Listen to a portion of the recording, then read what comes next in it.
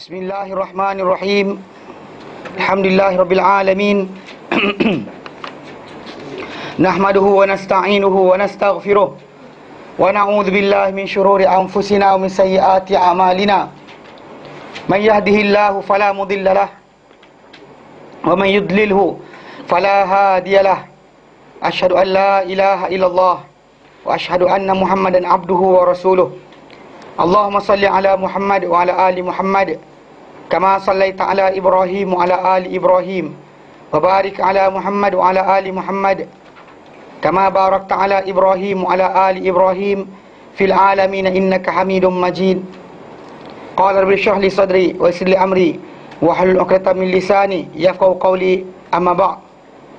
Alhamdulillah, kita bersyukur kepada Allah dapat lagi bersama-sama untuk kita meneruskan kelas pengajian kita berkenaan dengan Kitabul Faraid, dan kita bincangkan berkenaan dengan matan Nawaitu Takrib, dan kita dah sampai alhamdulillah berkenaan dengan Kitabul Faraid wal Wasaya, mana kitab faraid, pembagian harta, atau fiqhul mawaris, fiqh pewarisan harta. Apa sebab pagi tadi suara kuat, sekarang perlahan suara aku. Baik. Jadi Ini sikit. Oh, kuat sikit. Tak. Okey. Rasa suara tenggelam. Okey, baik.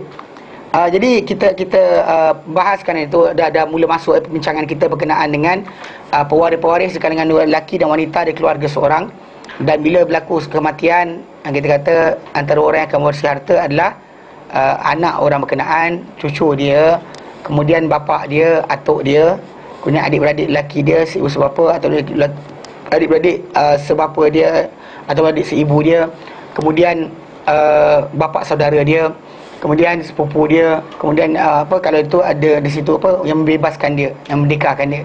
Itu dia sendiri 10 golongan 10 golongan. Tapi kalau kita pecahkan betul, dia akan jadi 15. Okey, dan wanita pula 7 disebut, tapi dalam masa yang sama bila kita sebut anak perempuan daripada anak lelaki yang orang sebut cucu perempuan ni sini. Ni dia. Yang ini yang maksudkan ni anak perempuan anak lelaki ni. Anak lelaki punya anak perempuan. Ni anak lelaki ni orang mati, dia kahwin, dapat anak ramai-ramai 4 orang. Anak perempuan dia ada cucu, anak lelaki dia pun ada cucu. Cucu yang dikira akan dapat harta dia adalah cucu anak lelaki saja. Ini bagi tak kira mati siapa. Tak kira si mati siapa. Either si mati si lelaki atau perempuan, still yang akan dapat anak dia, yang dapat harta dia adalah anak dia. Cucu dan dia, kalau anak dia ni tak ada, katakan anak-anak ni tak ada kan, anak lelaki ni tak ada seorang pun, dan cucu ni akan masuk. Cucu ni akan masuk. Kalau ini anak lelaki ni semua tak ada, ni anak lelaki kan, anak lelaki ni tak ada, ni tak ada, anak perempuan je tinggal, cucu ni akan melompat masuk. Cucu lelaki ni akan masuk. Secara asasnya kita kata dari konsep pemeliharaan harta tadi, yang belah lelaki tu akan dikira. Ni yang dikatakan anak perempuan anak lelaki. Anak perempuan kepada anak lelaki. Ni dia. Nampak L kecil tu. Nak isi penuh-penuh kan panjang pula. Okey. Kalau anak semua ada, maknanya cucu tak dapat.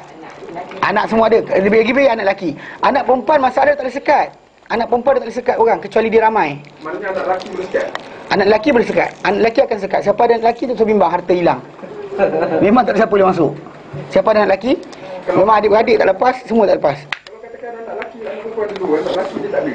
Perempuan semua anak dia. Cucu masuk, cucu lelaki akan masuk. Kalau cucu tak ada? Cucu lelaki, kalau cucu lelaki tak ada, terlepaslah dia. Tengoklah pak saudara pula. Tengoklah adik-beradik dia. Adik-beradik ni.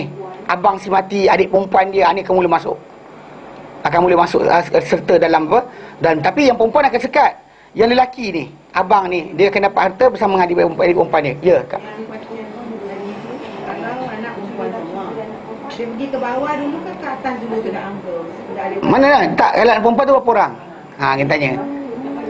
Katakan empat ni perempuan.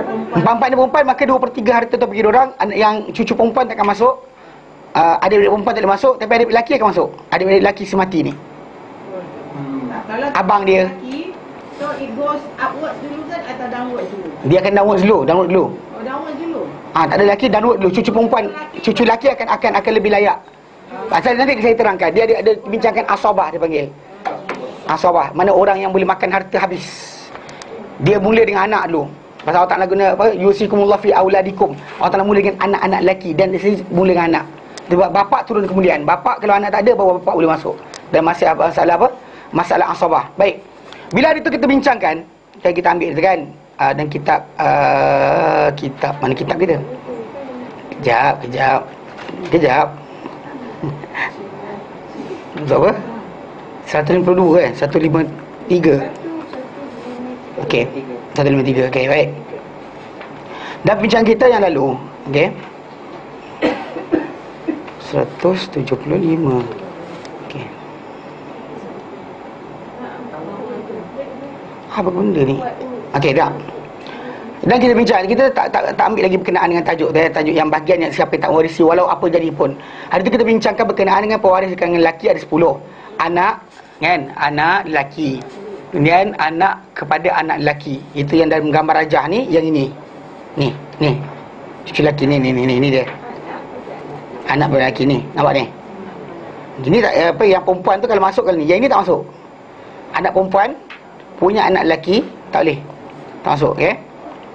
Okey, ini. Kalau ini tak ada, ini turun. Bahkan yang ini tak ada, dia masuk. Dia masuk. Kalau dia kata ada seorang anak lelaki, dia sekat cucu ni. Seorang anak lelaki ada, cucu tak boleh masuk langsung.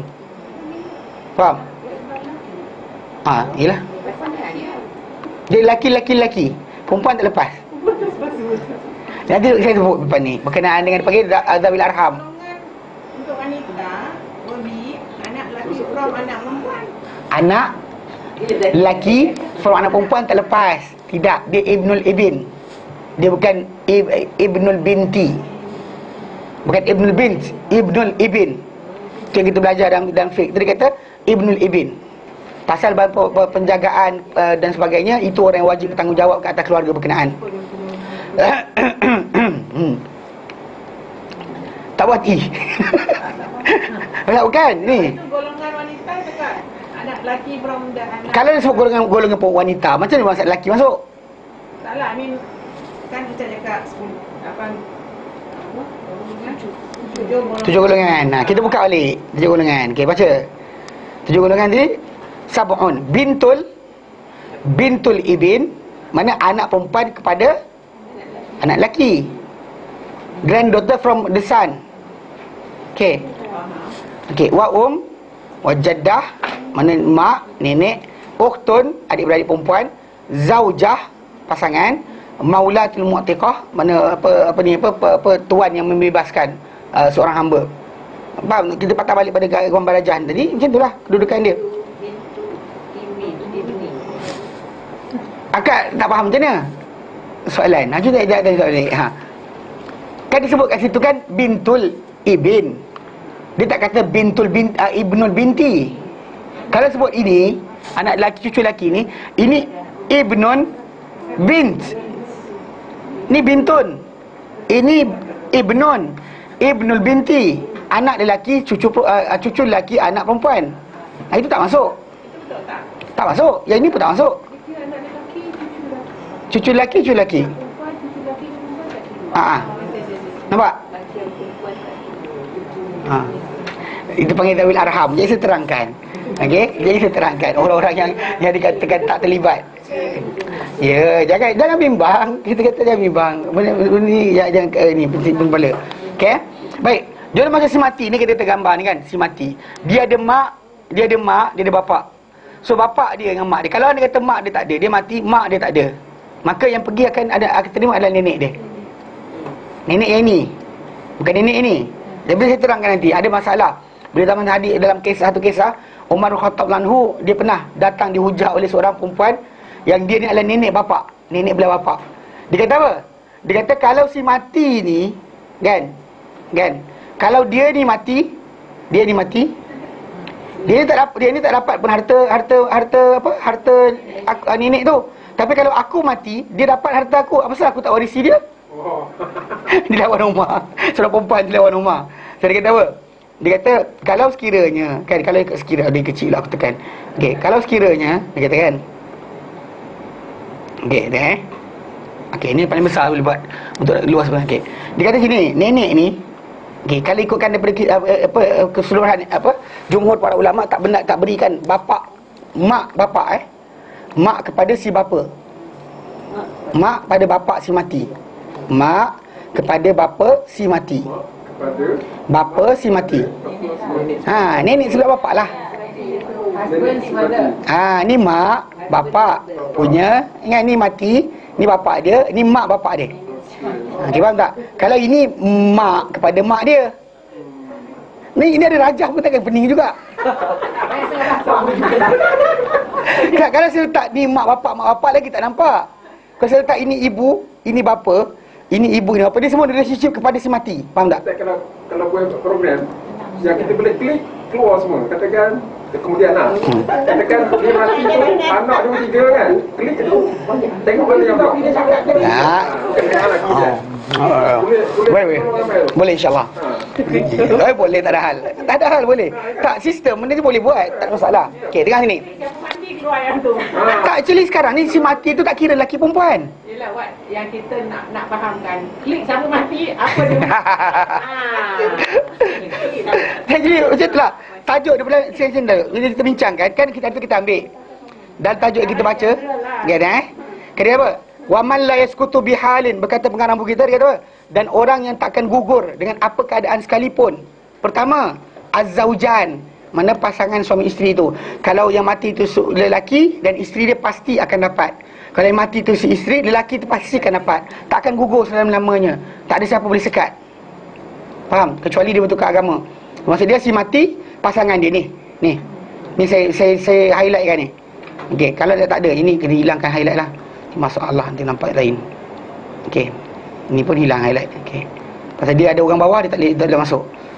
Okey, ini pertama kita hilangkan highlight dia. Okey. Orang yang takkan boleh hilang. Kalau si mati tak nampak color dia. Color kita tukar color lah, tukar color. Penuh warna. Tu yang best tu. Jadi hijau dengan biru cukup tak? Sensitif. Oh, hijau. Hijau dengan biru. Masuk agama benda tu. Okey. Laju. Okey, dah Okey. Okey, saya birukan. Nampak kan? Okey. Dia bukan tak nak letak hijau, tapi dia tak terang. Ada masalah juga. Kalau salah faham, dia kata, ni ustaz ni dia dakwah untuk UMNO ke? Kan? Ni saya terangkan benda ni pasal nak bagi tahu color. Okey. Yang dikata apa? Wa man la yaskutu bihalin. Tengok dalam apa, dalam dia punya kitab dia. Dalam buku yang tulis tu, buku kita. Kan dia apa? Wa man la yaskutu bihalin, dan orang yang takkan gugur sama sekali. Khamsatun, dengan apa keadaan sekalipun, adalah 5 golongan. Pertama, zaujan, 2 suami isteri. Mana maksud dia bukan orang tu 2 suami isteri, bukan dia ada suami dan isteri. Maksud dia kalau yang mati tu lelaki dan isteri dia pasti akan dapat. Kalau yang mati tu isteri, si suami pasti akan dapat. Orang tu duduk mana? Sini. Ni pasangan dia. Si mati, tak kira lelaki perempuan, pasangan dia. Ni tajuk kena faham betul. Dia si mati tu tak kira, ini kedudukan ni tak kira si mati tu lelaki atau perempuan. Inilah graf dia. Yang mati tu lelaki atau perempuan, graf dia tetap macam ni. Mana bila orang tu mati dan kita tengok pasangan dia, takkan boleh gugur. Tak kira lelaki, suami atau isteri. Tapi kalau dia tu gay, tak kira. Dalam Islam haram. Automatik haram. Tak boleh diterima pun harta orang berkenaan, kerana walaupun daftar nikah apa dekat Perancis ke dekat mana sekalipun, tak halal, haram. Okey, tak boleh dibenarkan dapat harta langsung. Pasal yang nikah dikira nikah yang sah. So nikah jantan-jantan atau perempuan mana sah? Okey, so tak boleh. Kalau katakan gay, ayah dia. Ayah mana? Ayah dia, Ayah si gay ni. Ayah si gay tu tak dapat harta anak dia. Pasal anak dia berdosa, anak dia buat penjenayah sekalipun, bapak dia tak dapat. Bapak dia tak dapat. Tak bagi. Belum lagi. Kan dia kata 5. Dia kata apa? 5 kan? Tu sekejap, 5. Okey, pertama suami isteri. Kedua al-abawan, 2 ibu bapa yang confirm dapat. Mana orang tu ada mak bapak lagi, bapa dan ibu dia tetap akan dapat. Bapa dia adalah bapa saudara dan sebagainya, tak sekira. Tengok mak bapak dia dulu. Mak dia ada, bapak dia ada, dan mak bapak dia akan dapat. Kalau bapak dia tak ada, dan baru kita bincang benda lain. Atuk dia akan dapat. Itu lain cerita. Okey? Ataupun ibu dia akan dapat. Kalau mak dia tak ada, maka nenek dia akan dapat. Harta dia mati ni, si mati ni akan dapat pada si nenek. Tapi lah kalau dia kata harta dia tu hasil apa, perkhidmatan gay dia tu, janganlah makan kan. Masalah juga. Kan beria semua berebut. Rumah banglo dan sebagainya. Masalah, okey, faham? Okey. Itu mana bapak, mana pasangan, ibu bapa, kemudian apa? Yang terakhir adalah anak-anak. Itu apa? Dia kata waldusul, anak kandung. Mana anak kandung? Mana maksudnya anak hasil perkahwinan dengan orang lain, maka anak-anak dia tu, anak dia dengan pasangan dia, maka anak kandung dia pasti dapat, confirm dapat. Ini orang-orang yang pasti dapat. Tak boleh tidak pusing, mesti inilah orang yang akan dapat.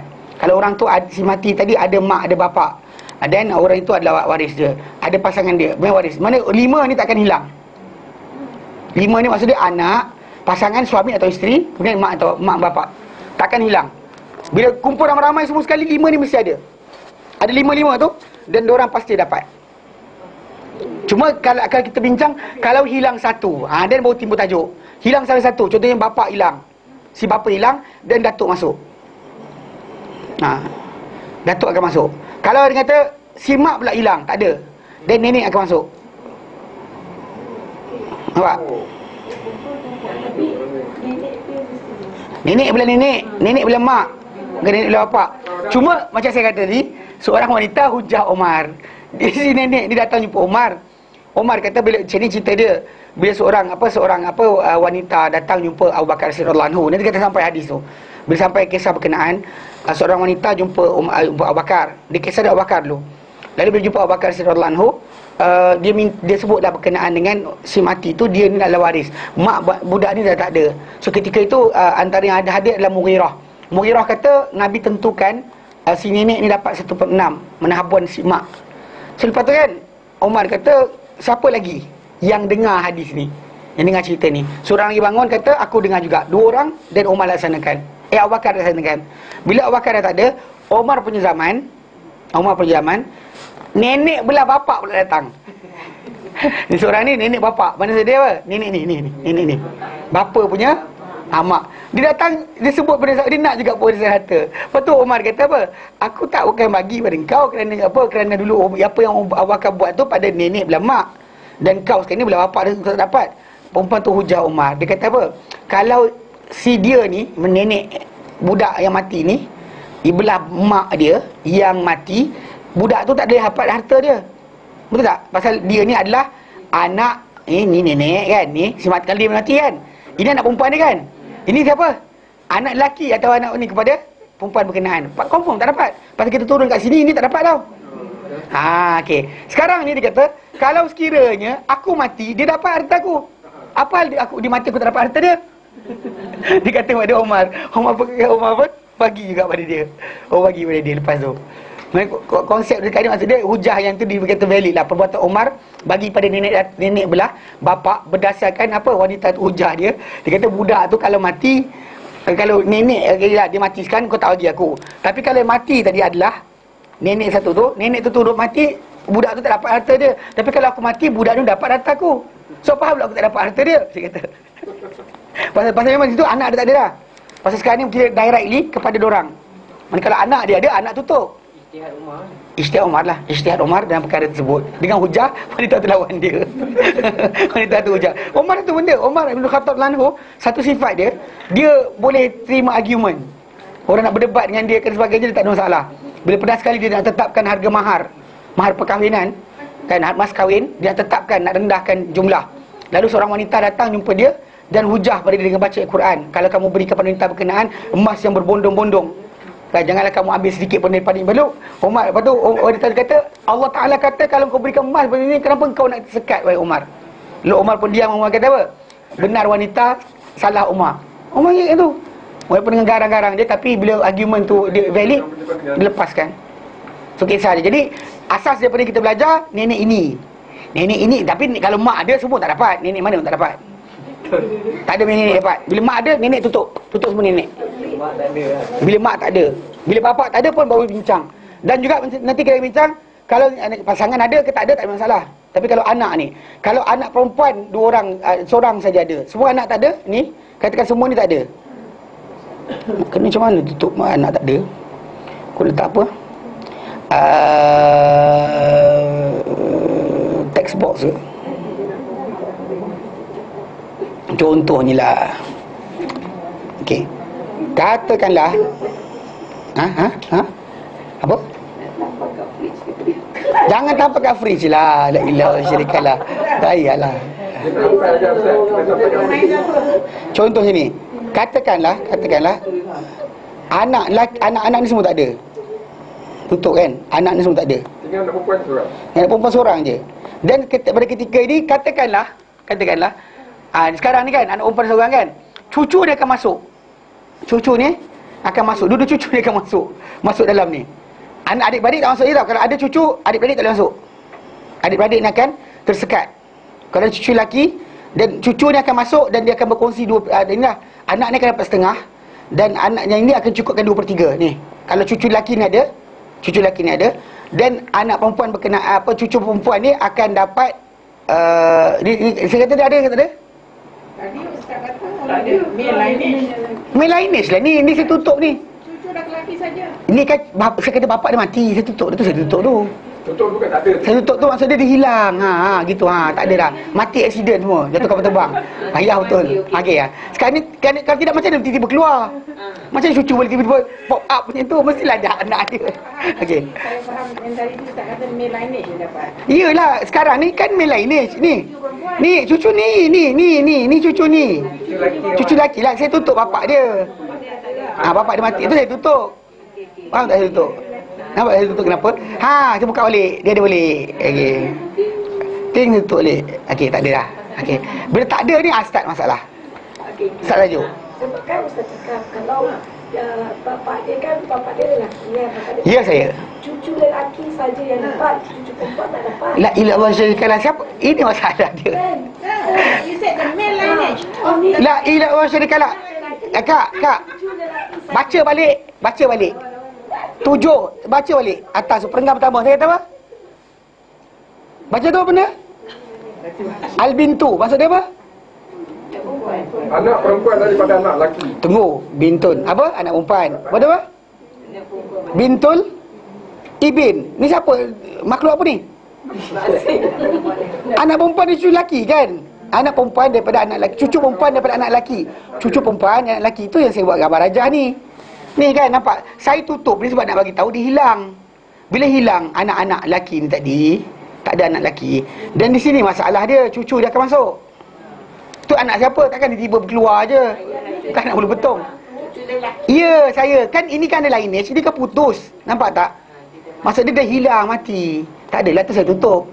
Bila tak ada tu nanti barulah timbul masalah. Nampak? Kalau saya buka balik, tak ada masalah. Pasal anak lelaki ada, tak usah bincang. Cucu lelaki, cucu perempuan hilang. Tapi bila saya tutup ni kan, nampak? Dah masalah. Pasal apa? Dia ni cucu perempuan, cucu lelaki daripada anak lelaki, bukan anak perempuan. Yang tadi kita tutup. Dan Tak kira perempuan atau lelaki, asalkan dia daripada anak lelaki. ya saya.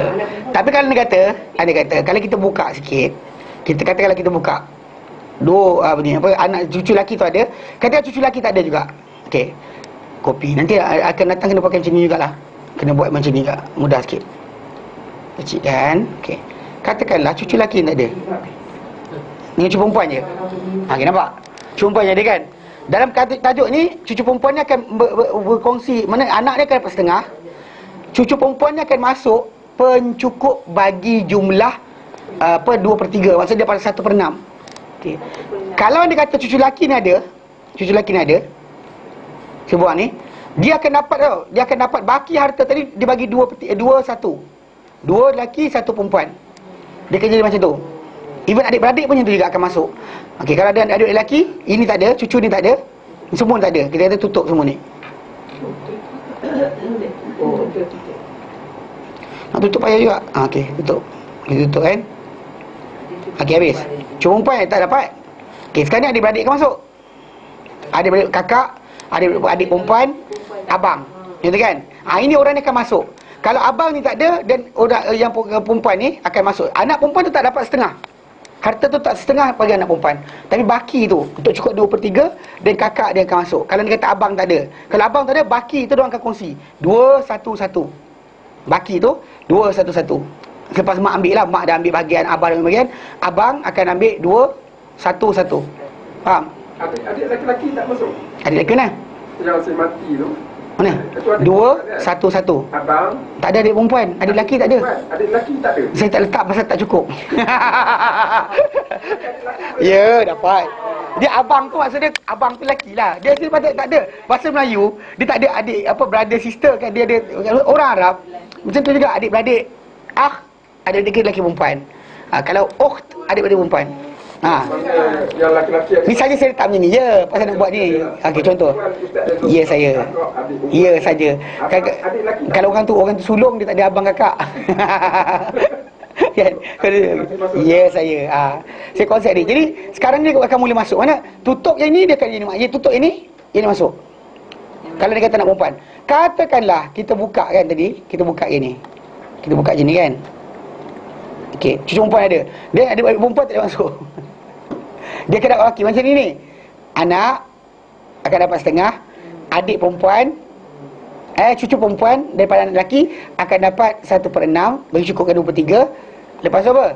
Kalau ada baki tertinggal sikit, dan akan dapat pada adik perempuan. Kalau abang tak ada, dia kira daripada tarik mati ke ataupun dia kira, katakan cucu tu datang oh memang tak dapat Memang best lah. Futuristik dia cucu. macam dia nak lahir cucu tak wujud Okey. kemudian lepas dia mati pun dapat cucu kan. Tapi harta dia diagihkan. Diagihkan bila ada ketika dia mati. Dia kena ada ketika mati. Mana ketika orang tu mati, dia wujud dan ada hak. Kalau dia orang tu mati, dia tak wujud, tak ada hak lah.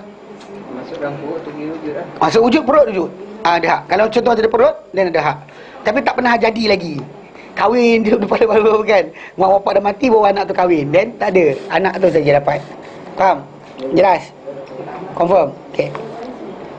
Pasal pertama sekali awal-awal dah dipangkah di anak. Kalau ni kata cucu tu nak masuk macam mana? Anak dia kena pangkah awal. Baik. Jelas Tanya. Kak tanya saya kak. Apa dia? Tadi yang mula tanya lah. Saya nak tanya ni. Katakanlah ni si mati ni perempuan. Dia ada anak lelaki dan ada anak perempuan. Betul? Kita buka. Anak lelaki ni dah mati dulu daripada si mati ni, yang mak ni. Okey. Habis tu harta ni tak dapat kepada keluarga anak lelaki tadi, tak dapat dah kan dia. Keluarga tunggu ni. Dapatlah. Tu saya tutup tadi. Kan dia tutup tadi kan? Nampak saya tutup tadi kan? Dapatlah. Dapat. Dia mati sebelum daripada. Tak ada masalah. Pasal dia anak si lelaki tu mati sebelum si ibu mati kan? Mana sebelum si perempuan orang ni mati, anak dia mati dulu. Bila anak ni mati dulu, dan okey, tutup sekali. Mudah kejit. Tutup. Sekarang ni memang bila dah anak dia mati, yang ni baru mati ni. Bila saya tutup ni maksud dia mati dulu. Kalau anak dia dah mati, maksud dia kan, mak dia mati kemudian atau bapak dia mati kemudian, memang cucu dia dapat. Oh, dia dapat. Pasal saya tutup dia dulu. Kalau saya tutup ini dulu, maksud dia anak dia wujud lagi. Bila anak wujud, anak tu terima dulu. Kalau dia kata anak tu dah tak ada, si anak lelaki tu dah tak ada, memang waris berikutnya adalah anak-anak lelaki dia. Tapi tak kena syarat. Tidak ada anak lelaki yang lain. Katakanlah dia cucu. Betul. Tapi masalahnya ada anak lelaki lain. Dan dia ni tak dapat. Katakanlah yang anak dia lelaki ni, dia ada adik-beradik lelaki lain. Ni, contoh gambar tu. Oh, maknanya keluarga. Ini tak dapat. Confirm tak dapat. Oh, maknanya Bila yang ni ada, anak ni ada, dia tutup semua sekali siapa di bawah. Dia tutup siapa yang tepi ni. Dia tutup siapa yang atas ni. Tutup. Bila dia ada, dan dia tutup. maknanya seluruh keluarga tu dah tak dapat dah. Mana seluruh keluarga anak lelaki yang cucu lelaki tu tak dapat. Tak dapat. Walaupun dia ada anak lelaki. Walaupun anak lelaki. Pasal apa? Anak lelaki, bapa saudara dia yang betul tu ada wujud. Dan penyekat dia sekat tak boleh. Tak boleh masuk. Jelas? Jangan kita gatal nak masuk pula kan. Tak kira nak lawan, atuk sayang saya. Kan atuk sayang kau tak kira. Atuk kau sayang ke tak sayang, kau tetap tak boleh masuk. Kan? Atuk manjakan ke tak boleh masuk. Dia tak lepas. Pasal apa? Konsep dia tadi, mana kalau anak ada seorang anak lelaki, dia ditutup cucu. Pasal anak kepada anak lelaki hanya dapat bila anak lelaki tak ada. Macam itulah. Mak kepada mak kita hanya dapat bila kita, ini mak kita tak ada. Macam juga bapak kita punya bapak hanya dapat bila kita punya bapak tak ada. Ini tak wujud dan baru ini dapat. Dua-dua tak wujud, sama dua-dua tak ada. Dua-dua tak wujud, macam tutup ini. Bapa dengan datuk, so tak ada dua-dua. Dan benda tadi tak dapat daripada orang. Tak ada siapa yang ambil. Bahkan kalau satu kisah ni, kalau dia kata keluarga tu semua perempuan, dan harta takkan habis. Percayalah cakap, pusinglah mana pun, takkan lepas habis. Bagi mana sekalipun takkan lepas habis. Baitul Mal akhir lepas tu. Mana harta tu takkan dihabiskan oleh keluarga berkenaan. Kalau ikutkan kita tak nak bagilah kat orang kan. Tapi tak, perempuan tak boleh habiskan harta. Faham? Tu saya kata siapa ada anak lelaki, waris lelaki dan ada masalah. Faham? Jelas? Nampak tak gambar ni? Ni atuk nenek. Nampak Nampak Mapping. Tak apa, nanti kita try. Bila nanti kita datang pada contoh-contoh, nanti kita datang balik. Patah balik mapping ni. Okey? Okey, sambung balik. Baik. Sambung hari ni insya-Allah. Okey, dan kita kata apa? Sambung Wa man berkata pengarang kita Hafiz Haramahullah, wa man la yarithu bihalin sab'atun, dan golongan yang tidak akan mewarisi harta dengan apa keadaan sekalipun ada 7 golongan. 7 golongan. Dan golongan yang tak akan mewarisi harta dengan apa keadaan sekalipun ada 7 golongan. Okey, tapi lupa tadi nak sebut. Berkenaan dengan tajuk apa, orang-orang yang dikatakan sebagai zawil arham mana ulul arham yang kita kata hubungan kita dengan dia ada dari segi masalah diorang ni dikirakan sebagai orang-orang yang punya kekeluargaan dari segi ibu, belah mak belah perempuan. Dan apa kita kata dalam konsep ini para ulama nyatakan kalau sekiranya warisan pewaris yang belah lelaki tak ada, sebahagian menyatakan memang wanita yang belah perempuan tu akan dapat. Mana kalau sekiranya tak ada dah yang belah lelaki ni, dan baru diorang. Tapi asasnya memang tak dikedepankan mereka ke atas golongan yang pertama tadi. Pasal yang pertama tadi orang-orang yang Allah Ta'ala utamakan. Allah Ta'ala utamakan mereka, maka orang tersebut termasuk di antara ashabul fard. Maksudnya orang yang menerima kefarduan wajib, Allah Ta'ala kata mesti bagi. Adapun yang untuk contoh macam atuk belah mak kan, atuk belah mak, ataupun anak perempuan punya anak perempuan punya anak, kemudian mak saudara belah mak, bapa saudara belah mak. Okey, bapa saudara belah bapa dapat, bapa saudara belah mak. Okey, mak saudara belah mak. Kemudian adik-beradik perempuan kita punya anak, adik-beradik lelaki kita punya anak masuk. Adik-beradik lelaki kita, kalau kita mati, kita ada adik-beradik lelaki. Anak kita tak ada. Adik-beradik lelaki kita akan masuk sebagai dan anak mereka adalah orang yang akan boleh menerima. Tapi anak adik-beradik perempuan kita tak. Dia bukan termasuk. Dia panggil zawil arham, yang punya hubungan kekeluargaan. Dari segi hubungan tu ada, tapi tidak orang kata termasuk dalam ashabul fard. Orang mendapat kefarduan Allah Ta'ala tentukan, ini ketetapan Allah Ta'ala. Jadi kita kata ada yang katakan, maksud dia ada yang katakan bahawa diorang boleh turun kedudukan macam kedudukan adik-beradik yang asal kalau sekiranya dah tak ada yang keluarga tadi. Tapi pendapat ini dikatakan banyak para ulama kata marjuh lah. Okey, pasal mereka ni kita kata dari segi benda ni nak letakkan mereka masuk dan tu, sedangkan mereka punya nama tak ada dalam disebut dalam pewarisan tadi oleh Allah Taala, so kita elakkan. Jadi melanggar pasal benda ni Allah Taala tetapkan. Jika tidak, jadilah macam kes dekat Negeri Sembilan. So, kan dia perempuan kan. Jadi kes ni itulah. Jadi asalnya Islam tak benarkan. Kan dia tak dapat patih kan, dia perempuan kan, harta tak lari daripada keluarga. Benda disebut pasal dia lah. Kita kata sebenarnya harta ni milik Allah Ta'ala, bukan milik kita untuk kita sekat. Manakala sekiranya patut berjalan, dan berjalan. Mana kalau nak pergi. Kita sekat macam dekat nasi pun Allah Ta'ala nak hilangkan di tangan kita, dia akan hilang. Sedangkan kita terlampau menyangka bahawa itulah pasti takkan lepas, akan menjadi milik aku selama-lamanya. Tak ada. Nah, Islam tak ada diajar macam tu. Mana gilakan harta, pegang-pegang sampai tak nak mati, sampai mati ni tak nak lepaskan, tak dibenarkan Islam. So kita kalau kata benda tu memang nak hilang dari kita, terima, redha. Kalau kata orang tipu kita pun, kalau boleh kita lawan. Tapi kalau kita tak lawan, tak ada masalah. Pasal Allah Ta'ala akan gantikan balik di akhirat nanti. Belajar macam tu. Ni kalau tidak, nanti kan tiap-tiap hari gila, geram, tengok muka orang tu geram. Dia ambil dia. Tak boleh lagi Islam, tak boleh kita tension macam tu.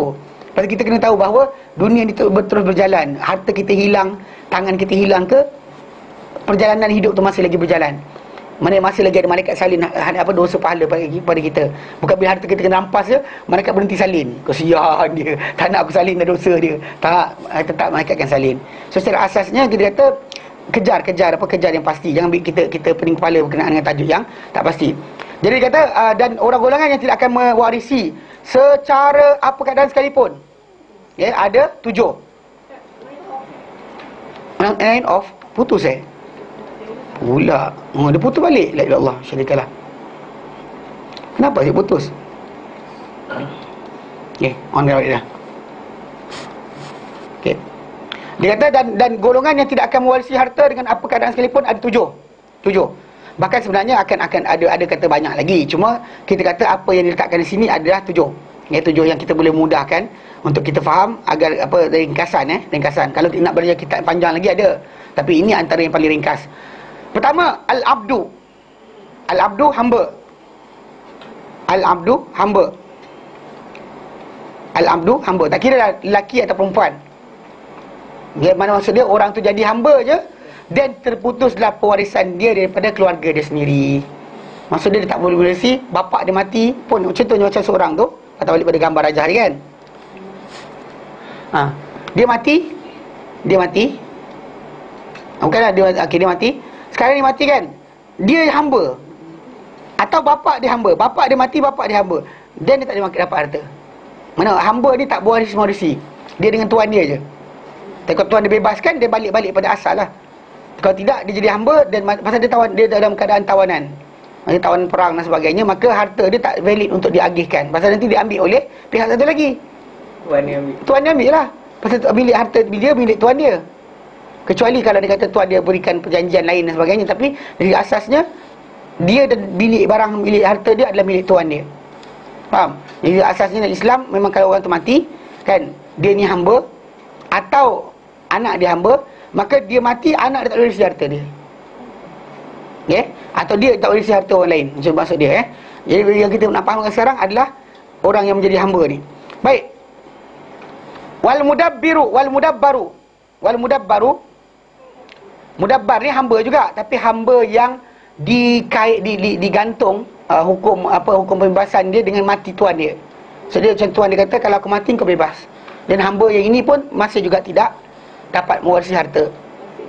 Dia masih lagi, walaupun kita kata tapi dah janji ni tu, still tak boleh. Dia tak boleh mewarisi. Tuan dia kata itu nombor 3 dalam bawah tu. Huwa al-mu'allaqu, dia adalah al-mu'allaqu yang tergantung, itquhu pembebasannya, ala mauti sayyidihi di atas kematian tuannya. Dipanggil mudabbar.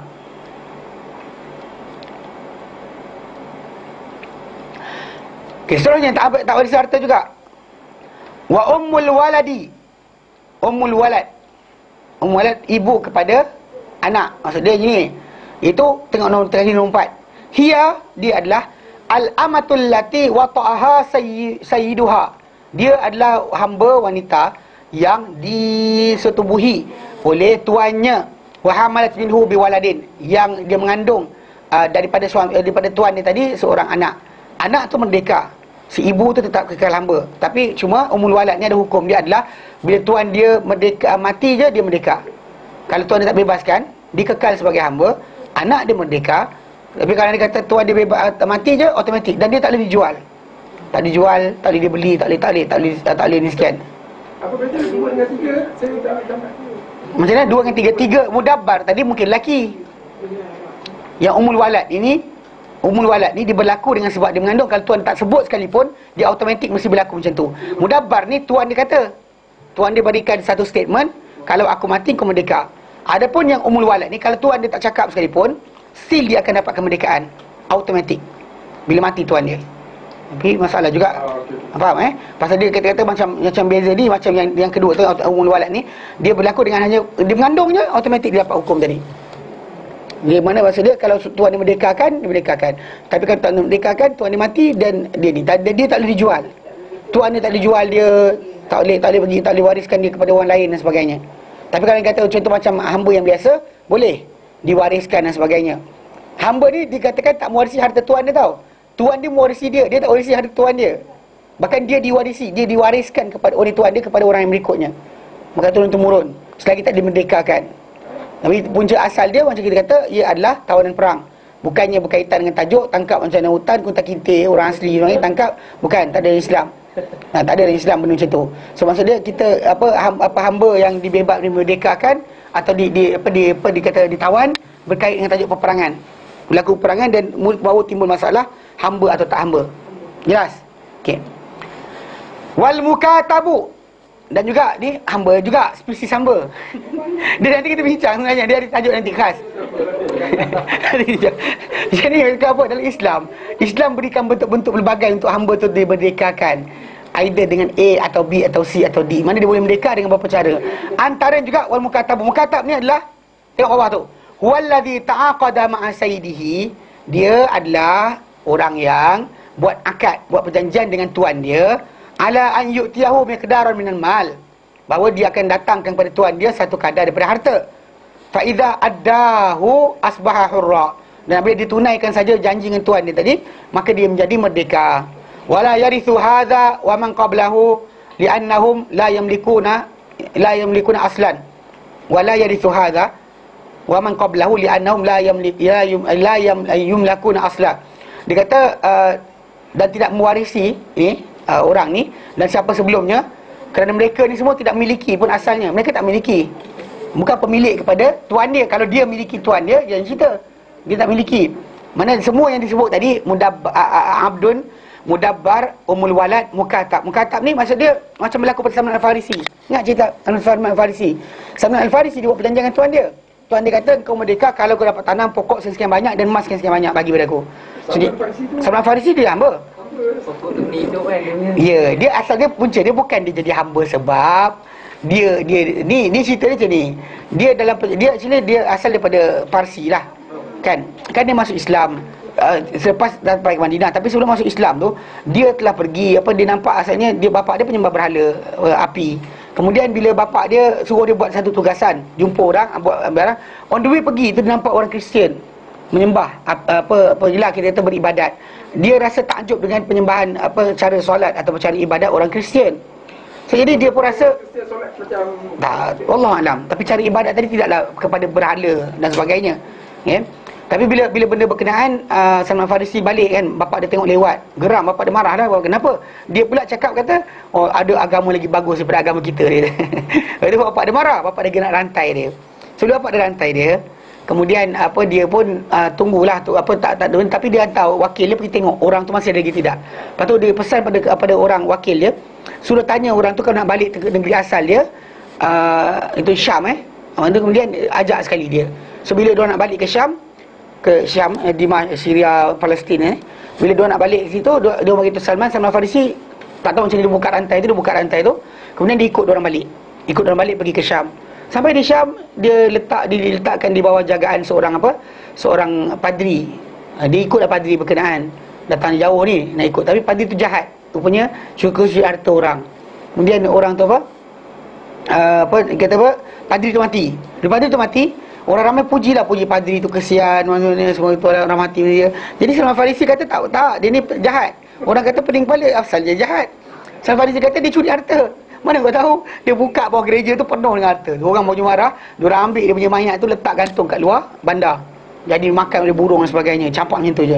So lepas tu bila Salman Farisi kita kata duduk kat situ, diorang pun datangkan dengan satu lagi rahib yang baru. Rahib baru ni dia kata, Salman Farisi kata, pujilah baik, aku tak pernah jumpa orang yang tak solat 5 waktu baik macam dia. Yang orang zaman kita ni jahanam tak solat sebenarnya. Atau solat tak faham kenapa solat. Kan? Pasal dia orang tu tak ada takwa. Bila dia rasa Allah Ta'ala perhatikan dia 5 minit, setiap hari 5 minit kan, pasti dia rasa takut. Tapi maksud dia, Salman Farisi kata, aku tak pernah lihat orang tak semayang 5 waktu yang baik macam dia. So dia duduk dengan orang berkenaan sampai terperingkat orang tu nak mati. Bila orang tu nak mati, dia kata pada orang tu, tuan, saya datang daripada negara sekian, saya datang ke sini, saya belajar tuan. Sekarang ni tuan nak mati, tuan tak tunjuk pada orang yang serupa macam tuan. Dia pun hantar ke Mosul, ke Iraq. Pergi, dia ada beberapa tempat. Dia pergi Mosul, pergi 2-3 tempat. Mana dia pergi tempat kedua, macam tu juga, duduk dengan orang berkenaan. Dia kata orang tu baik juga, tak ada orang baik macam dia. Salman Farisi pun duduk dengan orang berkenaan sampai satu peringkat dia kata orang tu nak mati juga. Guru dia mati satu persatu ni. Salman Farisi jumpa orang tu mati. Nak mati, dia berkata, tuan saya datang daripada Parsi, datang ke Syam sekian. Sekarang ni tuan nak mati, boleh tak tunjuk saya pada orang yang macam tuan juga? Dia kata tak ada orang tu macam aku, tapi tu pergi tempat sekian. Pergi sampai dia 3-4 kali pindah ni, semua guru dia mati. Panjang umur dia panjang. Para sahabat kata umur dia antara paling panjang, Salman Farisi. Sampailah last kali guru dia yang terakhir, orang tersebut kata tak ada lagi orang macam aku, tapi sekarang telah sampai masa Nabi akhir zaman, pergilah kau ke tempat sekian. Dia ceritakanlah Madinah tu macam mana, diceritakan description Nabi SAW. Kemudian bila on the way dia nak pergi tu, dia kumpul harta. So dia pergi, dia pergi minta satu kabilah Bani Kinanah untuk hantar. So this kumpulan ni dia pergi jual Salman on the way. Oh, dia jual. Dia jual. Bila jual. Lalu Salman Farisi pergi kena jual lah, duduk dengan seorang Yahudi. Yahudi tu bawa pergi Madinah, pergi bagi pada anak saudara dia. Anak saudara dia di Madinah. So Salman Farisi di tempat dia kata. Dia tunggulah. Ha? Allah alam berapa umur dia. Tapi tu dia kata umur dia panjang. Ada kata lebih daripada 100 tahun, ratusan tahun umur dia. Bagi kita kata dia belajar guru ni mati sampai ke Madinah, kan? Kita kata contoh macam apa dari segi kalau zaman tu ada seorang dua orang terumur panjang pelik, itu tak ada masalah. Tapi cerita dia sama dengan Rasulullah SAW, kita kata kisah dia kita singkatkan, dia tak dapat nak sertai perang Badar, perang Uhud, perang Khandaq dia masuk. Jadi itu di Amerika dah. Dua perang tadi dia tak merdeka lagi. Jadi masuk Islam dah. Dia tak boleh buat apa. Jadi dia jadi hamba mukatab. Mana hamba yang buat perjanjian dengan tuan dia. So jadi para sahabat bantu. Rasulullah SAW tolong tanam pokok-pokok taman yang dia nak, yang oleh tuan dia, hidupkan pokok taman sekian banyak. Tuan dia Yahudi je lah. Yahudi. Tuan dia Yahudi.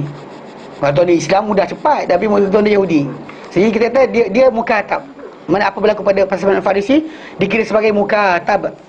Mana hamba yang diberikan perjanjian dengan tuan dia bahawa berikan aku sekian banyak harta dan kau merdeka. Faham? Jelas Okey, baik. Wal qatil dan pembunuh. Mana yang atas 4 tu, mana yang 4 pertama 1 2 3 4. 4 pertama tu memang dia hamba, tak ada miliki apa-apa. Tapi qatil pembunuh. Pembunuh pun tak dapat harta. Kenapa? Kerana sabda Nabi SAW, al-qatilu la yaris. Seorang pembunuh tidak mewarisi.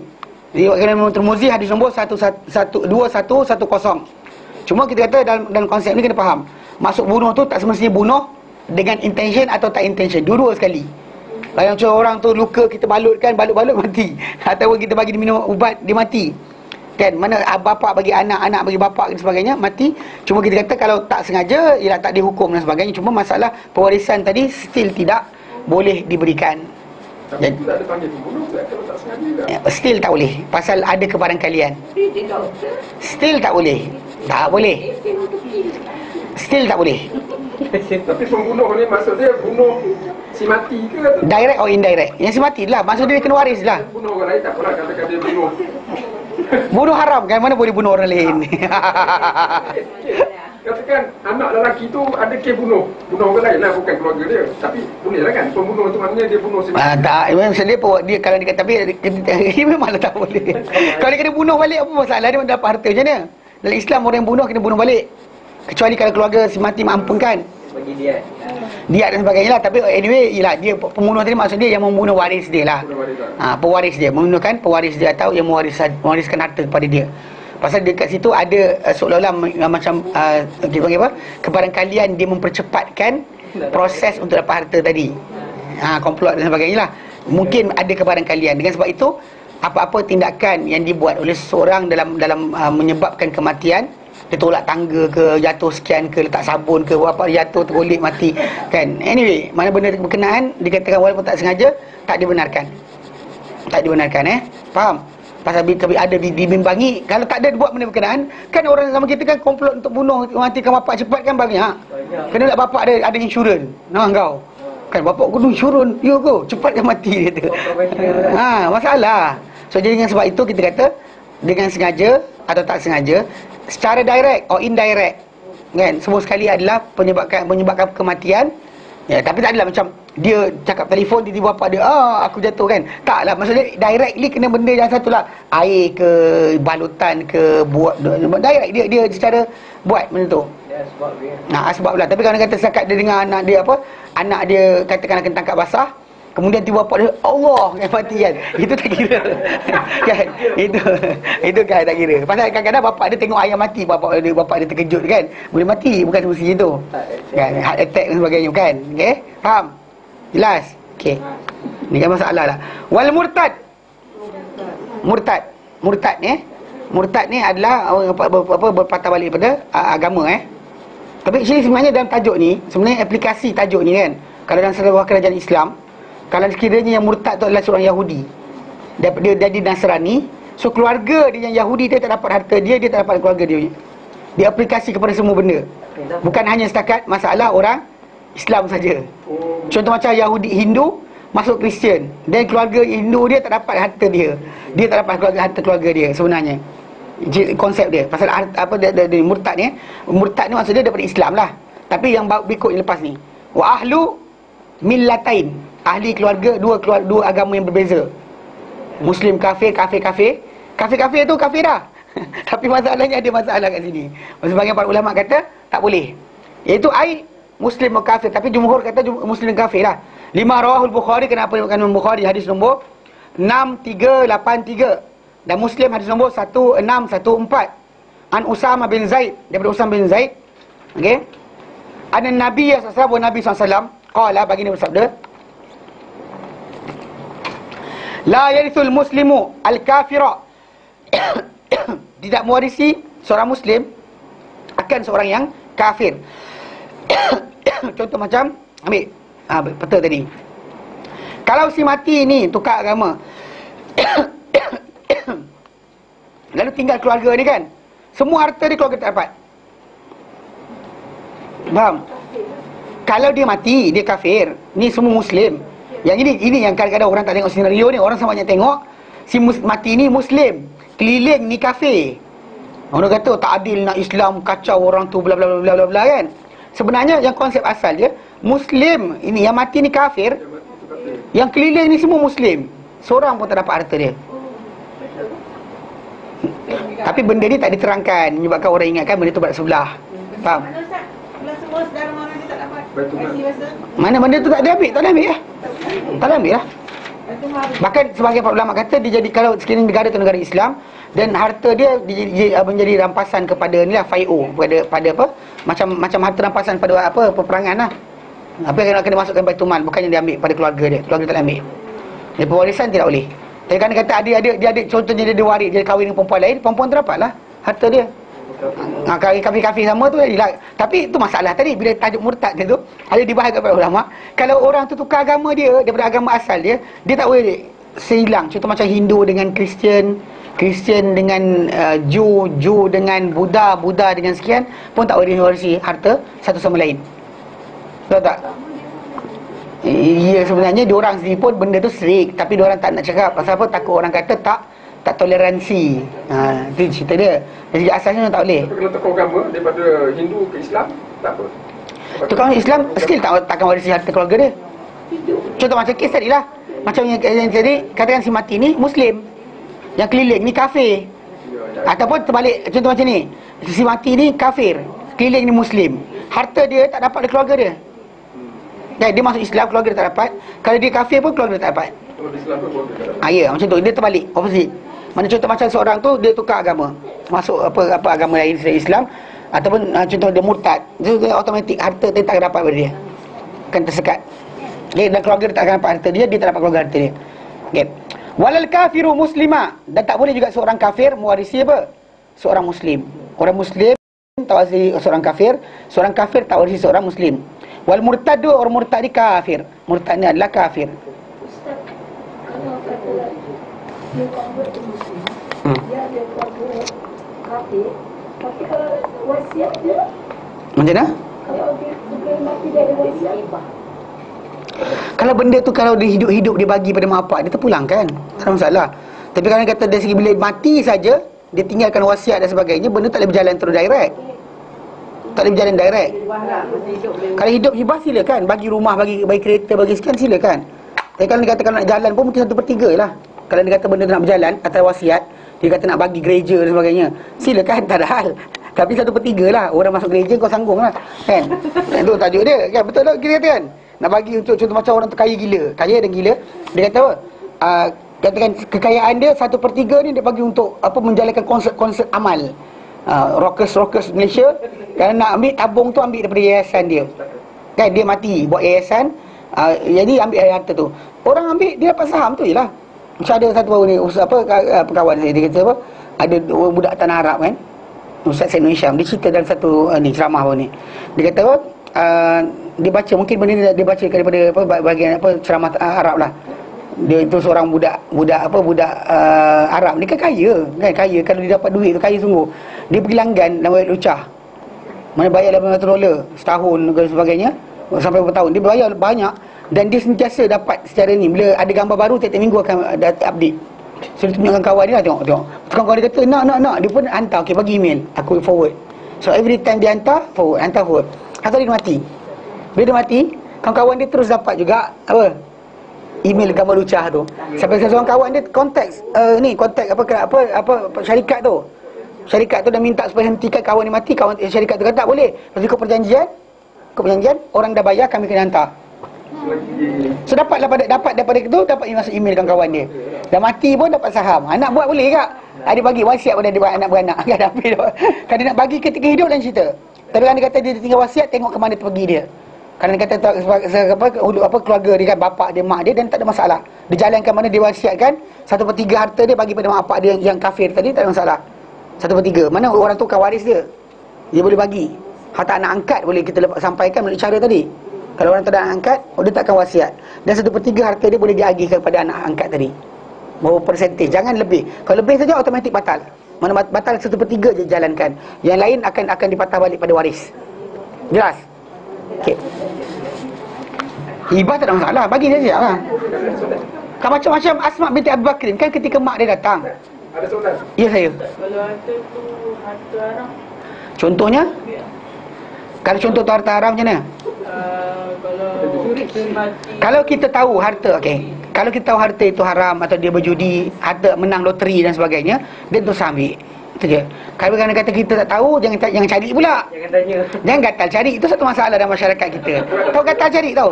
Dia kata macam saya nak tahu, ha? Kalau buat tak tahu je, kalau tahu. Dia tu sebab kenapa? Kalau dah tahu buat tak tahu salah. Okey, kalau tak tahu jangan cari. Kalau tak tahu jangan cari. Tapi kalau dah tahu kena tinggal. Dah tahu kena tinggal. Pasal apa? Kita baca dalam hadis Nabi, dia kata man taraka syai'an lillah. Masa bertinggalkan satu benda kerana Allah Ta'ala, awadallahu khairan minhu. Allah Ta'ala akan ganti untuk dia lebih baik daripada apa yang dia tinggalkan. Awadallahu khairan minhu. Kita tak sure, bagus sama anak dia. Kalau kata kita tak sure, kita rasa harta rasuah kan. Sebab tapi kita tak tahu punca.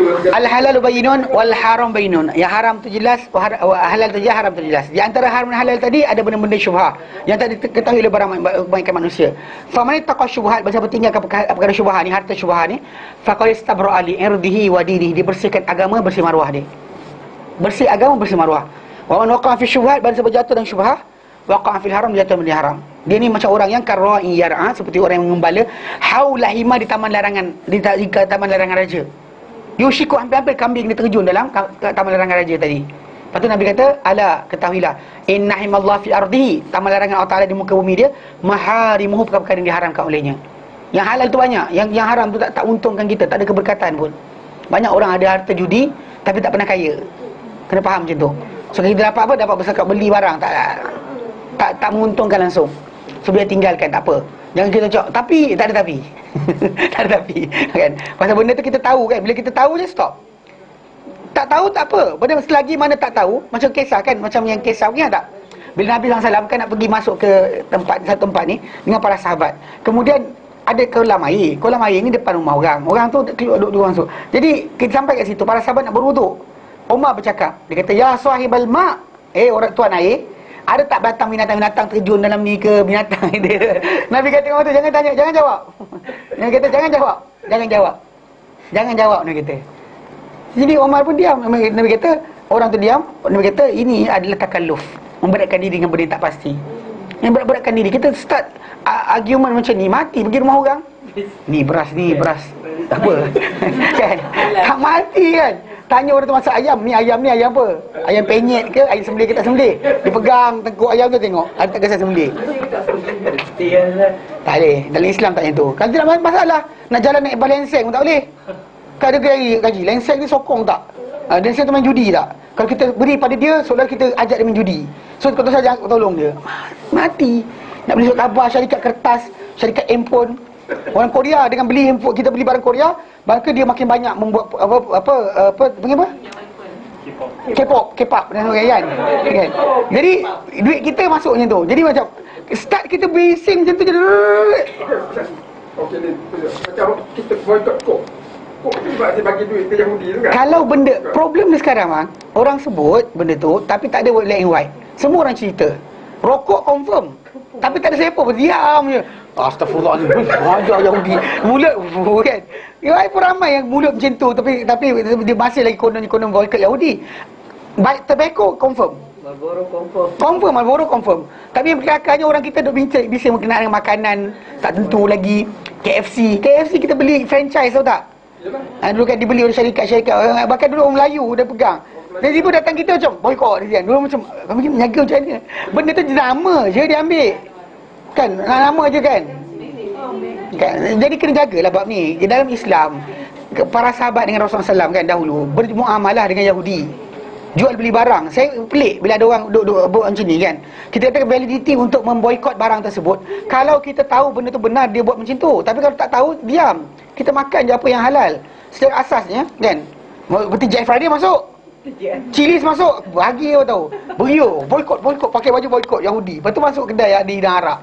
Terajang tu. Kan. Tak serius. Perasan tak lawaknya.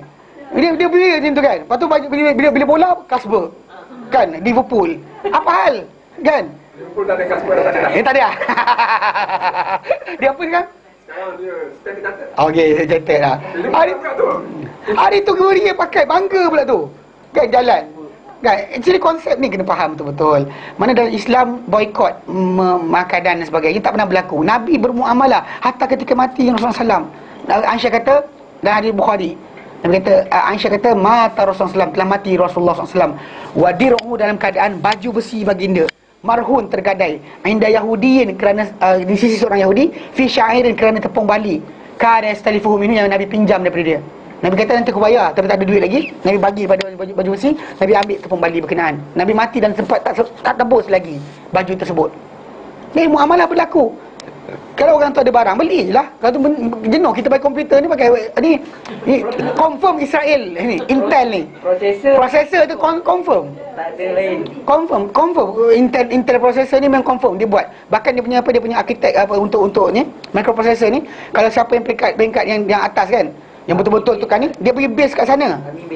Dia letak dekat Israel tu. Dia tak bagi buat balik. Tu dia siapa ada orang yang masuk apa dekat Intel dekat Pulau Pinang.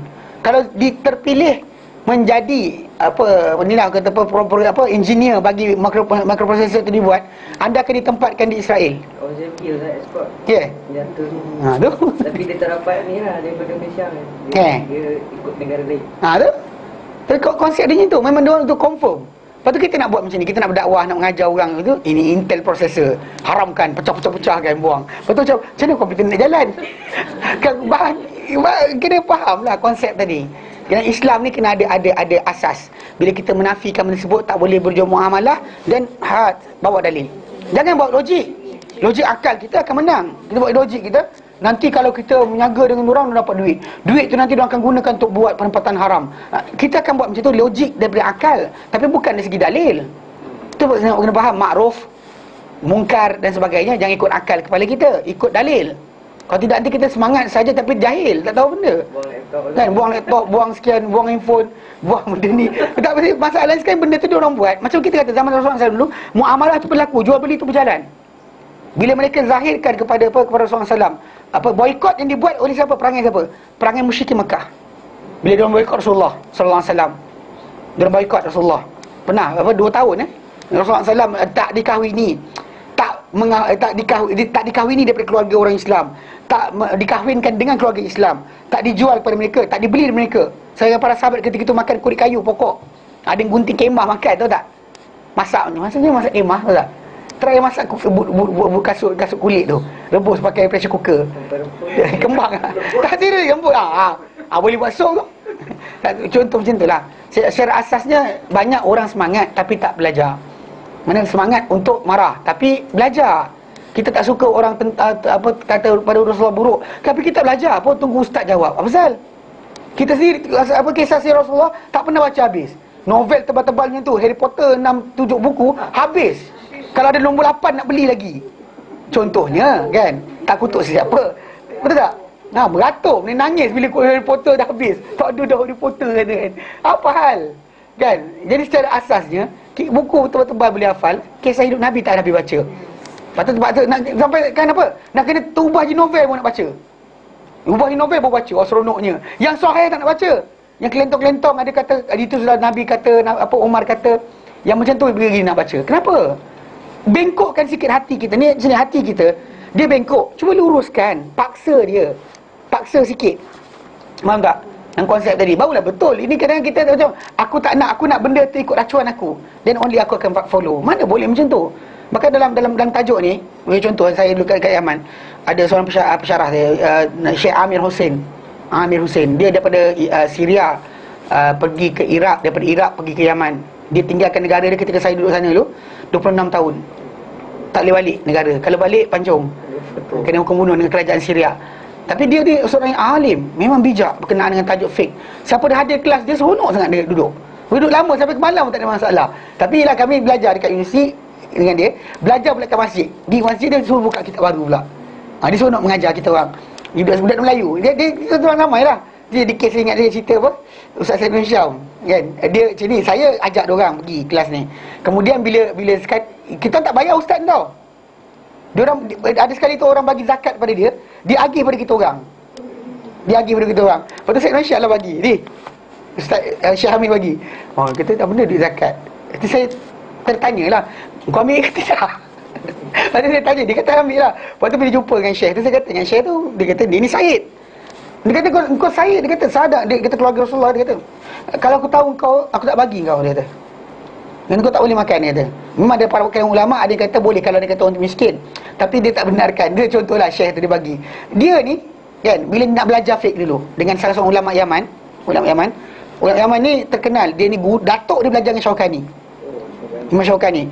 Maksud dia kita kata Imam Syaukani salah seorang ulama yang apa kita panggil apa? Mujtahid, yang kita kata memang hebat dalam masalah ni. Dia berhafal Bukhari Muslim, dia hafal. Jadi bila atuk dia belajar tu, dan dia ni Syekh Amir Hussein ni dia nak belajar dengan cucu pada orang yang belajar dengan Syaukani tadi. Memang dia alim sungguh. Syekh Muhammad Ismail Al-Imrani, timbalan mufti Yaman. Tapi orang tu ni ada masalah. Dia bercakap bunyi Yaman, bunyi sanad lama. Qalal ulama, dia bunyi gitu. Jadi tahu tak dia buat apa? Dia tak suruh Syekh tu tukar bahasa. Dia belajar bahasa yang apa, biasakan diri dengan bahasa Syekh tu untuk dapatkan ilmu.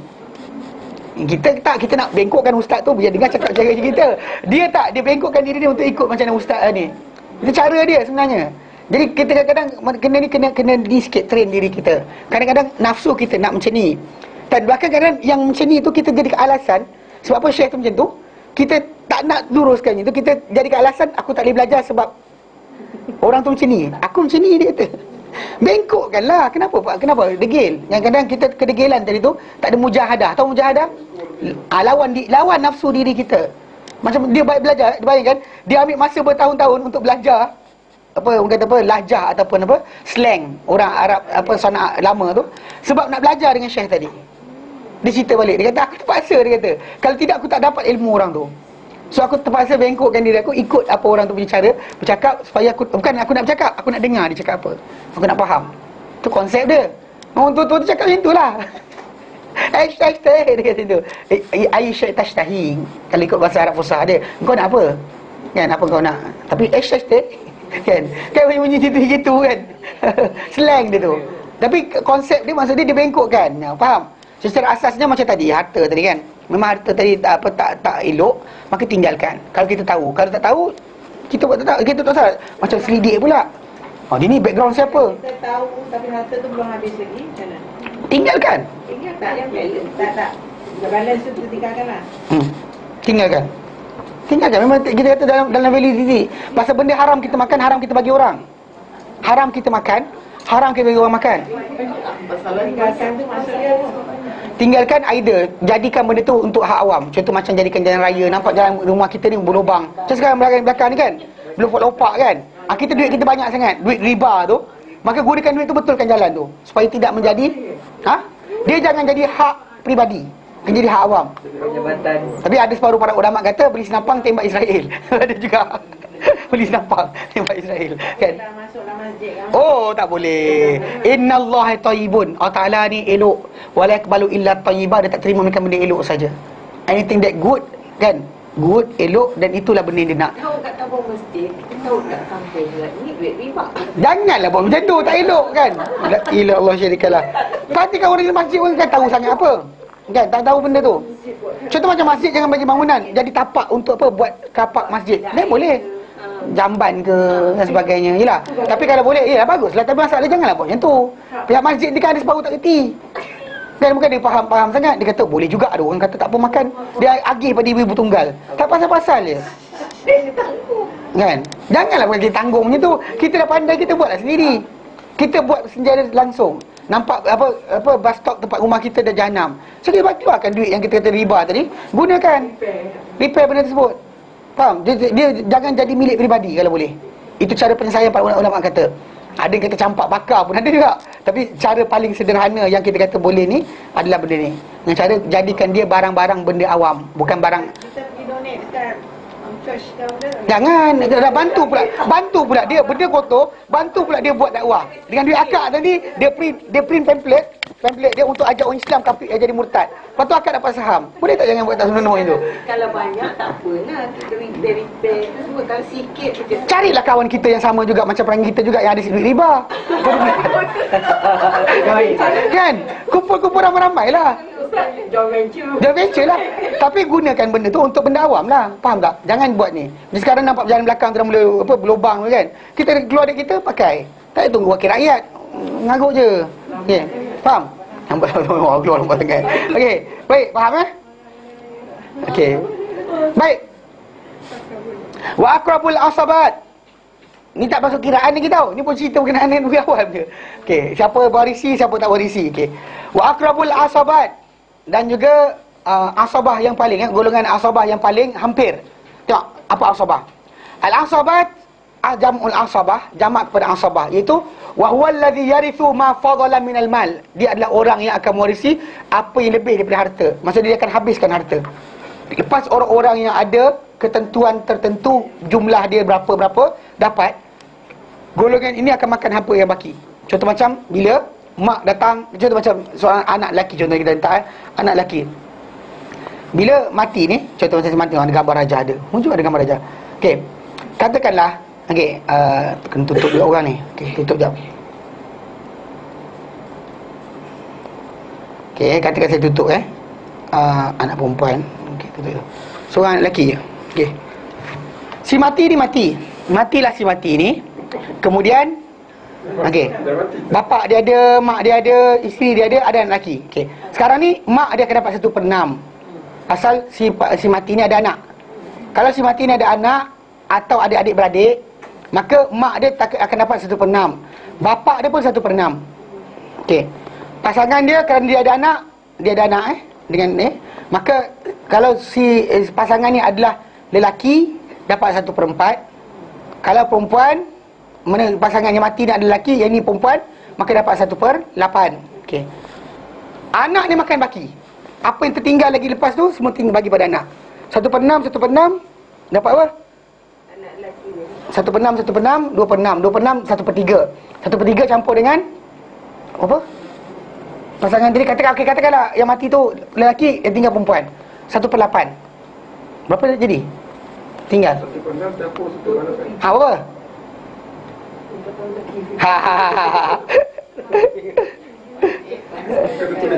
Cuba. Nanti kita buat. 1/6 campur 1/8. Berapa tinggal lagi? 6 dengan 8. 6 dengan 8 paling besar dia adalah 24. Apa? Mana baki daripada tu semua sekali balik pada si anak. Bayang macam ni lah, bayang macam ni, bayang bulatan. Kan? 1/3. Kemudian suami tu dapat 1/4. Baki sebesar tu. Okey. 13/24 kan? Okay, itu dah baki tu yang dah akan dimakan oleh anak lelaki berkenaan. Baki tu panggil asabah. Dia tak kira berapa persen. Macam bapak tadi, kerana anak lelaki ni ada, dia dapat persen. Katakan anak lelaki ni kita tutup juga. Adik-beradik ni pun, adik-beradik bapa adik-beradik dia tutup juga. Tutup semua. Siapa tutup, semua mati. Mana pula? Mana dia? Mana satu lagi? Hilang. Mana satu lagi benda tu? La ilaha illallah hilang. Mana aku letak? Okey lah, ambil ni, jap. Kopi. Yes. Okey. Saya hilangkan lah, tambah merah ke apa. Ini hilang tak? Okey. Okey. Macam ni kan? Okey. Sekarang ni yang tinggal si matilah. Okey. Kemudian yang tinggal apa? Contohnya isteri atau suami dia. Okey, kemudian mak dia, bapak dia. Dan tajuk ni katakan, okey, kita kata macam ni kan. Bapak dia makan baki. Baki semua tu bapak dapat. Bapak tu akan dapat baki dia. So, baki tu maknanya campur dengan dia punya bahagian tak? Campur dengan bahagian dia dan baki semua sekali. Tapi ada macam cuma kedudukan macam ni masalah sikit. Letaklah seorang. Tak seorang. Mana ni tak akan dapat baki. Abang dia akan ambil semua sekali. Okey. Bila bapak rupa bapak dia ada tak boleh. Bapak dia letak macam ni, mak dia tak dapat banyak. Okey, mak dia masuk 1/6. Kalau tak ada adik-beradik ni masalah. Mak dia akan makan dengan bapak dia 1/2. Baki mana isteri akan dapat 1/4. Baki itu akan dapat 2/1, 1/2 kalau tak ada adik-beradik lelaki. Tak ada adik-beradik. Masih mati tak ada adik-beradik. Dan bapak dia, mak dia akan jadi ni, mak dia dapat gabung dengan bapak dia. Bapak 2, mak 1. Macam lelaki perempuan lah. Macam anak ni kan. Okey. Mana baki lepas contoh macam katakan keluarga ni, katakan ini isteri. Apa? Isteri dapat berapa? Tak ada anak, tak ada apa. 1/4. So tinggal 3/4 kan? 3/4 tu mak dapat 1, bapak dapat 2, bapak dapat setengah. Okey, kalau anda kata okey, anda kata kita tarik ni. Tarik sikit. Dan dekat sini ini 1/4 juga. Okey, pasal dia tak ada anak kan. Mak dia akan dapat 1/6 pasal ada adik-beradik, bapak dia akan dapat 1/6 dan baki yang tinggal. Berapa baki tinggal, bapak dia akan makan banyak. Faham? So, dia akan makan 2. Okey. So jadi sekarang ni dalam buku kita kata, dia kata wa aqrabul asabat, dia kata asabat tu maksud dia apa? Wa huwal ladzi yarithu ma fadala minal mal. Dia adalah orang yang akan mewarisi apa yang lebih daripada harta. Okay, asabah ni disebut asabah je, dia adalah kumpulan orang-orang yang akan makan harta sampai habis. Ba'da an ya'khudha ashabul furud al-muqaddarah sihamahum. Dia setelah mana ya'khudhu mengambil ashabul furud, orang-orang yang punya ketentuan, ketetapan yang dapat 1/6 ke 1/2 ke yang Allah perintahkan, orang tu dah ambil semua sekali. Al-muqaddarah yang kadang-kadang yang ditetapkan sihamuha, mana dia punya habuan-habuan mereka, pecahan-pecahan mereka dapat dah. Mak dah ambil, adik dah ambil dan sebagainya. So sekali tinggal yang baki. Baki tu orang-orang yang akan ambil. Okey. Rawal Bukhari, dalam Imam Bukhari hadis nombor 6351. Wa Muslimun dan Muslim hadis nombor 1615. An Ibn Abbas, daripada Ibn Abbas radhiyallahu anhuma, qala, berkata Ibn Abbas, qala alaihi salatu wassalam, bersabda Nabi SAW, alhiqul fara'idha bi ahliha. Alhiqul fara'idha bi ahliha. Ikurkanlah, mana letakkanlah mana faraid ketetapan tadi kepada orang-orangnya. Contoh macam mak dapat berapa, kejarkan ni dulu. Siapa yang ada Allah tetapkan berapa jumlah, bagi orang-orang yang ada jumlah Allah tetapkan tu dahulu. Fama baqiya, apa yang tertinggal lepas dibagi pada orang-orang yang patut dapat tu, fahuwa li aula rajulin zakarin. Li aula rajulin zakarin. Maka apa-apa yang tinggal lagi daripada harta tersebut adalah apa? Ia untuk orang yang paling utama daripada lelaki yang rajulin zakar, mana daripada dekat belah lelaki, daripada belah lelaki, mana lelaki daripada belah lelaki. Lelaki dari belah lelaki, mana anak lelaki, cucu lelaki, bapa, atuk, itu orang tersebut yang akan mula dapat. Bapa saudara, sekian-sekian sebagainya. Mereka kata mak kerja macam belah adik-beradik lelaki, sebelah mak dan bapa. Kemudian kalau adik mak tak boleh, mak adik-beradik sebelah mak. Contoh macam katakan tadi orang ni. Okey, buang balik. Okey, katakan dia ada apa? Katakanlah dia ada apa? Ada adik-beradik yang ini kan satu mak satu bapa dengan dia. Katakanlah mak dia ada anak lain. Ada anak lain kat sini. Anak mak dia tu, pinjam kejap lah. Macam mana? Kopi. Kejap. Okey. Mudah kerja. Ya, saya. Okey. Tak kira lelaki perempuan lah. Adik atau abang, kira kakak ke tak kisah. Okey, tapi dia ni, orang ni adalah Mana dia? Alamak, silap. Okey. Orang tu datang di sini. Okey. Orang yang ni kan, yang dikatakan adik-beradik, seibu dengan si mati ni, dia bukan asabah. Kalau lelaki pun bukan asabah. Pasal dia takkan dapat dia daripada belah, dia laki-laki tau. Contoh macam si mati ni laki, bapak dia mana ni laki daripada laki. Mana orang ni asabah tau. Kalau ini bukan asabah sekalipun, katakanlah ni abang, laki juga, tapi masih lagi tak dapat asabah sebab dia ni daripada, dia laki sebelah ibu. Dia laki tapi sebelah ibu si mati. Dia bukan laki daripada sebelah bapa si mati. Faham tak? Kalau sebelah bapa dia akan dapat. Tapi kalau belah sini takkan dapat. Dia dapat jumlah dia berapa? Jumlah dia tetap. Kalau dia seorang 1/6. Kalau ramai 1/3. 20 orang 1/3 juga. Dia takkan banyak. So kalau bapa tu lain ibu pun dapat. Lain ibu dapat. Tapi dia kalau lain ibu, dia setara dengan ini. Tak sama dengan ini. Lain ibu satu bapa dengan si mati, maka dia setara, sama level. Pasal lelaki. Tapi katakanlah dia adik lelaki tapi belah mak, masalah sikit. Dia ada bilangan yang lain. Faham? Dapat, tapi jumlah dia tetap. Dia ashabul furud, bukan asabah. Bukan asabah, dia tak akan makan. Yang akan makan ini mati kan, si mati. Ini ke sini, ini ke sini, ini ke sini kan. Dan bila nak turun anak pun, anak laki-laki. Laki ke laki. Yang akan makan apa? Yang makan harta dia sini ke sini, laki-laki. Orang tu adalah asabah. Ini asabah dia, ini asabah dia. Okey? Ini asabah, ini asabah, ini asabah. Okey? Ini asabah dia.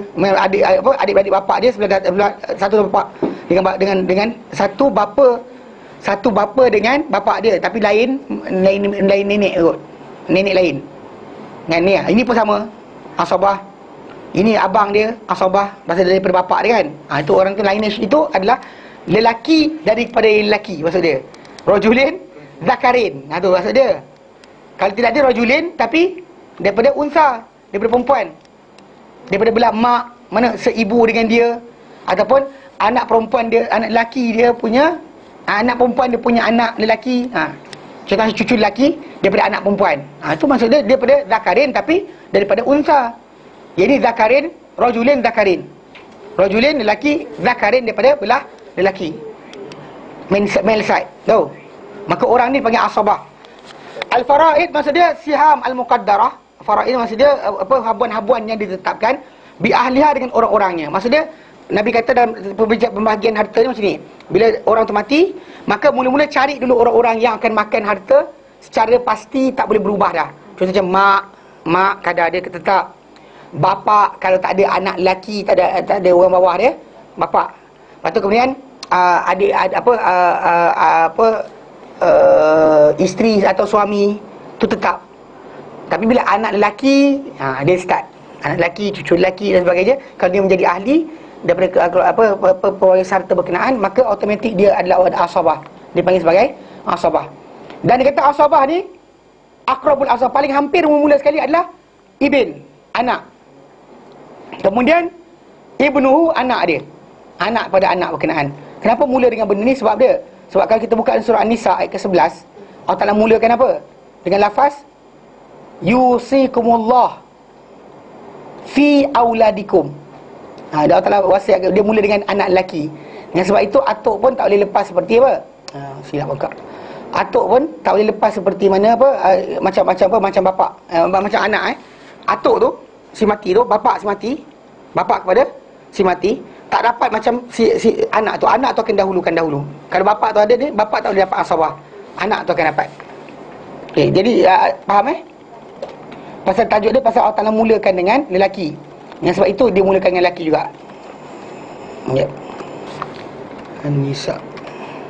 Dia ayat-ayat berkenaan dengan pembagian harta ni, kalau boleh hafal, tak banyak, sikit je. Mula. Dia menghafal je mula dah macam ni. Boleh hafal, tak ada masalah. Okey. Kalau harta tu daripada si isteri, sekali si isteri tu mati, ada anak perempuan. Sama kan kita kata Sama juga lah. graf dia sama. Saya tak kata semati ni lelaki perempuan. Tajuk dia lelaki ni adik-beradik lelaki dia. Kalau yang mati ni perempuan, adik-beradik lelaki dia.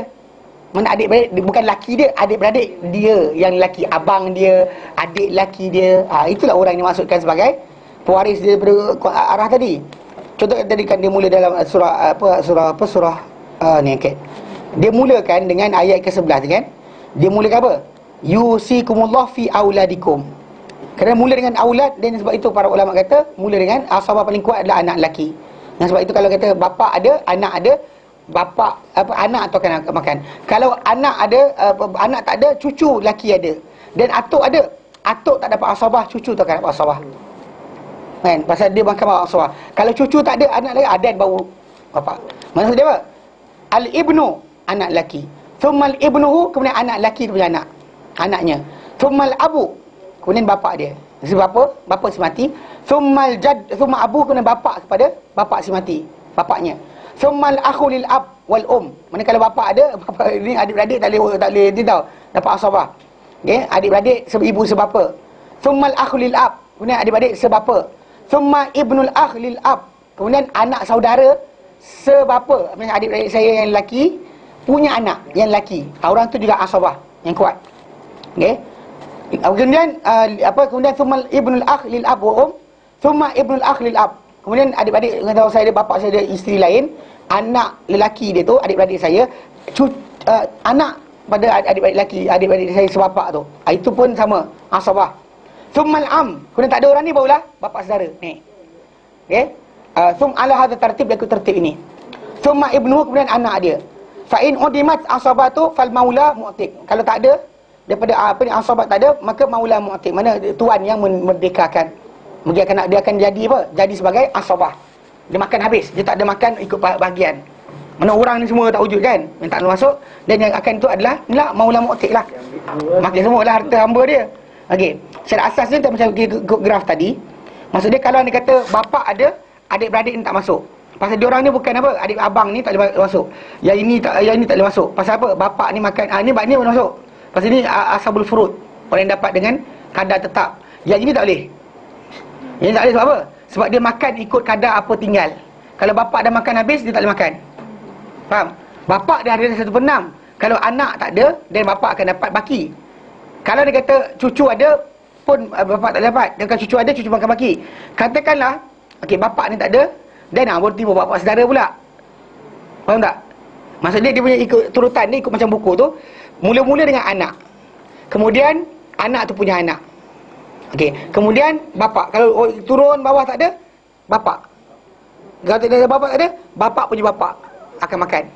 Okey, kalau tak ada lepas tu adik-beradik, adik lelaki, si ibu sebapa. Kalau mula dengan sebapa, si ibu sebapa dulu. Kalau tak ada tu, baru sebapa akan makan. Kalau ada dua-dua sekali, dan ini akan tutup. Yang satu mak sebapa kita, tutup yang apa? Sebapa kita.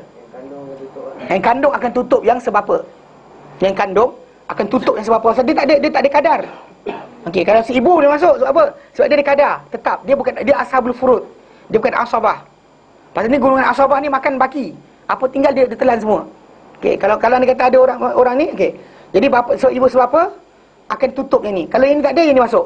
Kalau orang tak ada, siapa? Anak dia. Anak si ibu sebapa ni. Anak adik-adik kandung kita. Mana anak saudara kita yang si ibu sebapa. Kemudian kalau tak ada ni, yang berikutnya anak kandung, anak kepada adik-adik kita yang sebapa.